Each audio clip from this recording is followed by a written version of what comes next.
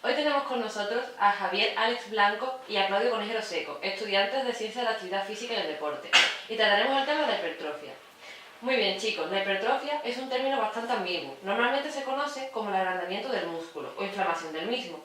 ¿Podéis decir una definición más concreta? Bueno, la hipertrofia muscular científicamente se conoce como el agrandamiento de la sección transversal del músculo, conocido como un aumento del propio volumen de este. Sí, básicamente un aumento del volumen. No es una inflamación, como has dicho, es más bien un agrandamiento. La inflamación no tiene nada que ver, es el aumento de lo que él ha dicho. De acuerdo. ¿Y para el rendimiento deportivo sirve la hipertrofia? A ver, servir sirve, pero no como único entrenamiento. Quiero decir, cuando tú entrenas para rendimiento, evidentemente puedes aumentar un poco en hipertrofia, pero como entrenamiento para rendimiento, no, la hipertrofia se quedaría... Sí, porque al fin y al cabo, el entrenamiento propio de hipertrofia, el objetivo que tiene, como mencionado antes, es el agrandamiento del músculo o el aumento de la sección transversal. Fuerza vas a generar, cierto, pero no vas a generar tanto como si realizas un entrenamiento específico para generar fuerza. Para rendimiento importante, depende del deporte. Si es un deporte donde necesites grandes masas musculares, como pueden ser la halterofilia o el culturismo, Claro. pues puede ser perfectamente. En cambio, para otros deportes necesitas fuerza explosiva, con un tipo de fuerza más específica, seguramente no generen nada de rendimiento. Y en cuanto a los jóvenes, vemos hoy en día a los jóvenes en los gimnasios. ¿Creéis que la hipertrofia es un mero hecho estético? Para los jóvenes no entrenados que no busquen un objetivo, yo desde mi punto de vista creo que sí. La hipertrofia al fin y al cabo es el agrandamiento del músculo y para la estética del cuerpo la verdad es que desde mi punto de vista creo que sí, que los jóvenes pues buscan ese objetivo. A ver, evidentemente si hablamos de personas que quieren dedicarse al culturismo o temas así, sí, evidentemente hablamos de personas que no es solamente una cuestión estética, pero si, como ha dicho Javi, son personas no entrenadas y que, pues sí, pues meramente estético. Las redes sociales hacen mucho daño. ¿Y os atreveréis a dar un entrenamiento para personas no entrenadas, para jóvenes?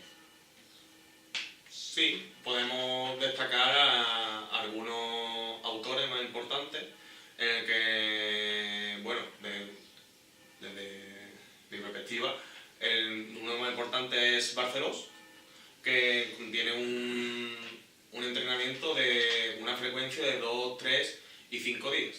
¿Vale? Realizaba entrenamiento en 2, 3 y 5 días en una semana, obviamente. Estos entrenamientos se realizaban en un número de 3 series y de 9 a 12 repeticiones. Pero no es mucho, quiero decir, por ejemplo, Gentil en 2015 hizo un estudio en el que en 1 o 2 días, como tú dices, con 3 series y entre 8 y 12 repeticiones, pero que en 1 o 2 días también era un buen método de entrenamiento para personas no entrenadas. Hablamos de personas no entrenadas. Claro, pero tú piensas que al final esto de entrenamiento, cada maestrillo tiene su librillo y yo creo que, como tú dices, Gentil dice 1 o 2 días, probablemente aumentaría el número de repeticiones, ¿verdad? El número de series. Pero es que si hablamos, por ejemplo, también de, por ejemplo, Ochi en 2018. Sí. Ochi en 2018, de 1 a 3 días. Vale, ahí Ochi metía más series, en plan 2, 6 series a la semana con 12 repeticiones, ni siquiera bajaba. Pero seguía siendo de 1 a 3 días. Sí, pero sin cambio, si nos vemos en Serra, otro artículo de Serra, podemos ver que el entrenamiento era de 2, 3 y 4 días, con 3 series y de 10 a 12 repeticiones. Al fin y al cabo, yo creo que lo más importante de esto, aparte de la frecuencia de entrenamiento, es realizar entre 40 y 70 repeticiones de ejercicio de hipertrofia. Sí. Porque al fin y al cabo es donde ahí se genera la adaptación. Y que coincidimos mucho en lo de las 3 semanas. O sea, perdón, en lo de las 3 series. Exacto. Que sean más o menos días, coincidimos mucho en lo de las 3 series. Y al fin y al cabo, si tú realizas un entrenamiento para un grupo muscular, si llegas a, como he dicho antes, si llegas a 40, 70 repeticiones, da igual al fin y al cabo cómo moldees tu entrenamiento. Lo de grupos musculares es porque en hipertrofia se entrena por grupos musculares, no se entrena por músculo, es un entrenamiento por grupos musculares. ¿Y un entrenamiento para los jóvenes ya entrenados con experiencia? Bueno, y ya cambia la cosa, ¿verdad? Sí. Por ejemplo, si habláramos de Gentil, otra vez, de nuevo, me gusta mucho referenciarlo, Gentil de 2015. Sigo defendiendo en que entrenaríamos 1 o 2 días, 3 series y 8 de 12. Quizás lo único que aumentaría sería la carga. Obviamente, al ser entrenados, si tú no aumentas la carga, no van a mejorar, porque al estar más entrenados, mejoran más lento que los no entrenados. Evidentemente. Por eso yo estoy de acuerdo en que ahí se suba la carga. Otro de los artículos que me parece bastante interesante es el de Saric, que a diferencia de Gentil, como te has dicho, que era de 1 o 2 días, este realiza entrenamiento de 3 a 6 días con series de 2 a 4 de 10 a 12 repeticiones. Vale, pero ahí de nuevo estás metiendo muchos días. Si hablamos, por ejemplo, de Schoenfeld, de 2015 también, vuelve a hablar de 1 a 3 días.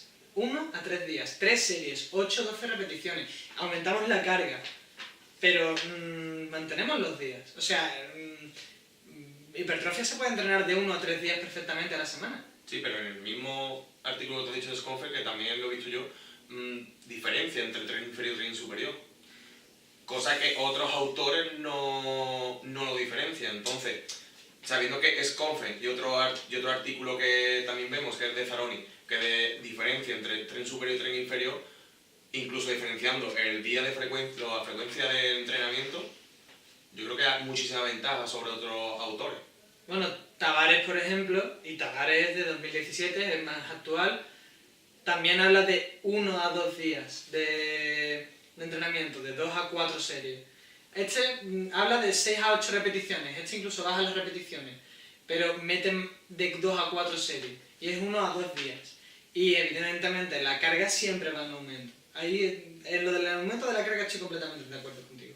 Por ejemplo, en el artículo que te he dicho antes de Zaroni, bueno, que es bastante, además que es bastante interesante, lo recomiendo un montón, diferencia entre tren inferior y tren superior, y le da mucha importancia a entrenar el tren superior más días que al tren inferior, porque nos dice en el propio artículo que el tren inferior, entrenándolo de 1 a 5 días, se puede mejorar. En cambio, el tren superior, como mínimo, ya tienes que aumentar un día más, que son 2. Con un día no te basta para entrenar el tren superior. Vale, pero por ejemplo, Schoenfeld decía que el tren superior el tren inferior se podía entrenar de 1 a 3 días y el tren superior de 2 a 3 días, ¿vale? Y son menos días. Y puedes dedicar otros días a entrenar otro tipo de cosas. Pero estamos de acuerdo en el que con el tren inferior se mejoran antes que con el tren superior. Por eso necesita menos días, eso sí es impepinable. Y en cuanto a las series, podemos ver que en todos los artículos que hemos mencionado siempre oscilan en las 3 series. Siempre. Bueno, y en el caso de las personas mayores, ¿cómo sería un entrenamiento? Bueno, yo creo que es un tema bastante interesante, ¿no? Porque personas mayores se diferencia bastante de las personas jóvenes. En cuanto a los artículos que hemos encontrado y que nos ha parecido más interesantes, tenemos uno el de Richardson y colaboradores, que se realizó en el año 2018, vamos, súper nuevo el artículo, donde la frecuencia de días era de 1 y 2 días y realizaban 3 series de 7 a 14 repeticiones. Como puedes ver, se aumentaba bastante las repeticiones a diferencia de los jóvenes. En cuanto, también podemos diferenciar en este artículo que el entrenamiento se realizaba a distintas velocidades, donde a mayores velocidades se le bajaba la carga, obviamente, porque sí, puede llevar un riesgo de lesión bastante alto, y cuando se realizaban velocidades más bajas, pues la carga era mayor. También cabe destacar que la hipertrofia, donde se le genera mayor reclutamiento de fibras, es cuando se realiza a la máxima velocidad posible. Eso es lo que te iba a decir. A lo mejor para las personas mayores sí que aplicaría lo que tú has dicho del cambio de velocidad y de carga. Pero sin embargo, para las personas jóvenes no entrenadas, aunque son no entrenadas, no le pondría menor velocidad porque se haría menor reclutamiento de fibras. Entonces a las personas jóvenes no entrenadas nunca le cambiaría la velocidad. Totalmente de acuerdo.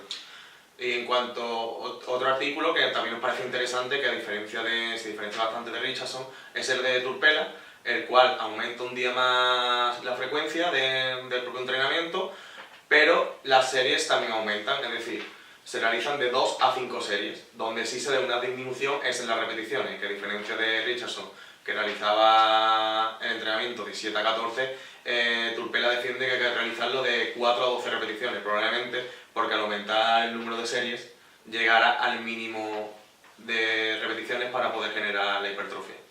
Yo añadiría también que a las personas mayores, al igual que a los jóvenes no entrenados, las personas que no estén acostumbradas a la hipertrofia, hay que centrarse mucho en la técnica al principio.